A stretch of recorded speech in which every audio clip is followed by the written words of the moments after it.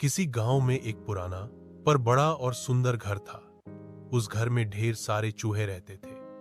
वे हर दिन रसोई में जाकर अनाज और खाने पीने की चीजें चुराते और पूरे घर में उधम मचाते थे। घर के मालिक बहुत परेशान थे, लेकिन कोई उपाय समझ नहीं आ रहा था। एक दिन उन्होंने सोचा, क्यों ना एक बिल्ली पाल ली जाए। कुछ ही दिनों में उन्होंने एक बड़ी, चालाक और फुर्तीली बिल्ली लाकर घर में रख दी। बिल्ली के आते ही चूहों की शामत आ गई। वह हर दिन एक दो चूहों को पकड़ लेती, जिससे बाकी चूहे डर के मारे छुपने लगे। अब वे रसोई तक नहीं जाते थे और न ही रात को उधम मचाते थे। पूरा घर साफ सुथरा और शांत हो गया। चूहों ने अपनी सुरक्षा के लिए एक बैठक बुलाई। सभी चूहे इकट्ठा होकर सोचने लगे कि बिल्ली से कैसे बचा जाए। बहुत से सुझाव आए, लेकिन एक बूढ़ा चूहा बोला, हमें बिल्ली की गर्दन में एक घंटी बांध देनी चाहिए।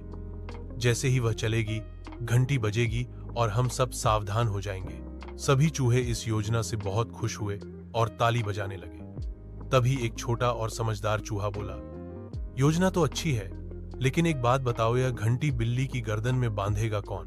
पूरे कमरे में सन्नाटा छा गया। कोई चूहा इतना साहसी नहीं था कि वह बिल्ली के पास जाकर उसकी गर्दन में घंटी बांध सके। सब चुपचाप एक दूसरे का मुंह देखने लगे।